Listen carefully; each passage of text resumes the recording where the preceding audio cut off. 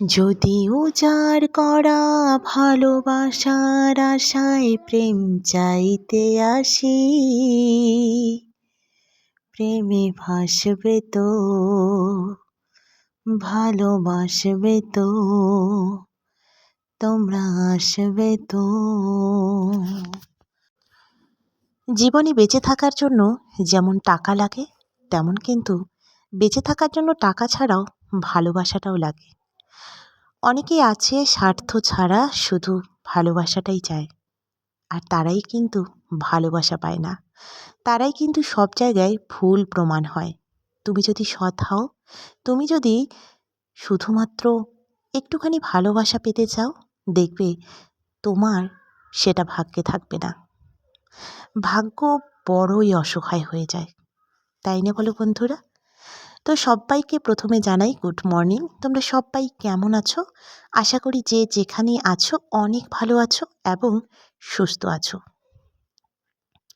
জীবনের কিছু কিছু আঘাত, কিছু কিছু যন্ত্রণা, কিছু কিছু ব্যথা, কিছু না পাওয়া ভালোবাসা জীবনটাকে এলোমেলো করে দেয়। এতটাই কষ্ট লাগে কি বলবো, কিন্তু না, কষ্ট পেলে তো চলবে না। জীবনে এগিয়ে যাওয়ার জন্য এই কষ্টটাকেই জয় করতে হবে। যারা কষ্ট জয় করতে পারে তারাই কিন্তু একদিন জয়ী হতে পারে। আজ হয়তো দিন খারাপ, কিন্তু একদিন না একদিন ভালো দিন আসবেই, যদি তুমি চাও সেই ভালো দিন পাওয়ার জন্য। তবে বসে থেকে কোনো ভালো দিন আসে না, তার জন্য কষ্ট করতে হয়। তো বন্ধুরা, অনেক দিন ধরেই কোনো ভিডিও দিচ্ছি না, তোমরা দেখতেই পাচ্ছ। অনেকটা ব্যস্ততার কারণে আর খানিকটা মন মানসিকতা ভালো না থাকার কারণে। তোমরা দেখতেই পেরেছিলে আমি এতদিন বাপের বাড়িতে ছিলাম। তো এখন দেখো আমি ভাড়া বাড়ি ঠিক করেছি, আর এখন ভাড়া বাড়িতেই এসে উঠেছি। আমাদের ভাগ্যে বর্তমানে ভাড়া বাড়িতেই আমাদের থাকতে হবে। তো জানি না কতদিন থাকতে হবে।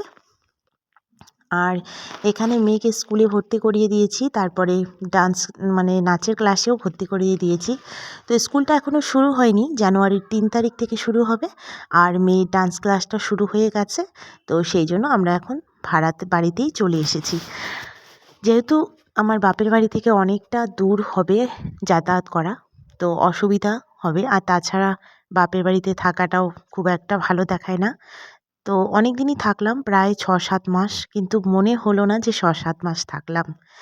তো যেখানে ভালোবাসা পাওয়া যায় সেই জায়গার দিনগুলো কিন্তু তাড়াতাড়ি ফুরিয়ে যায়।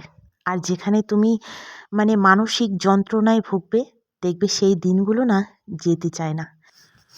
তো বন্ধুরা, খুব ছোট্ট করে একটা ব্লগ শেয়ার করলাম তোমাদেরকে, কারণ মেয়েকে নিয়ে সারাদিন ব্যস্ততার কারণে না আমি ভিডিওগুলো আর কি করতে পারি না, ক্যামেরা ধরার সময়ই থাকে না।